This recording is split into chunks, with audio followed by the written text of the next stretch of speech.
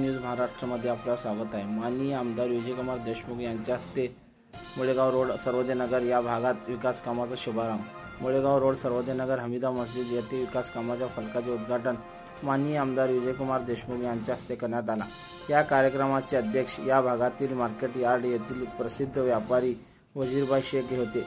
प्रमुख पाहुणे भारतीय जनता पार्टीचे कार्यकर्ता सतीश भरमशेट्टी, संदीप जाधव, वानखेडे साहेब व सूत्रसंचालन पत्रकार माजिद बागवान यांनी केले, तर आबर मुल्ला सर यांनी मानले। यावेळी या भागातील नजीरभाई बागवान, वल्ली पाशा बागवान, मौलाना अल्ताफ बागवान, मौलाना जिलानी बागवान, जाकिर उर्फ जक्को बागवान, मुजाहिद बागवान, जाकिर बागवान, जिलानी बागवान, यासीन बागवान, रियाज भाई अलीम बागवान, इलियास भाई बागवान, फिरोज मुल्ला तसेच या परिसरातील नागरिक व महिला मोठ्या संख्येने उपस्थित होते।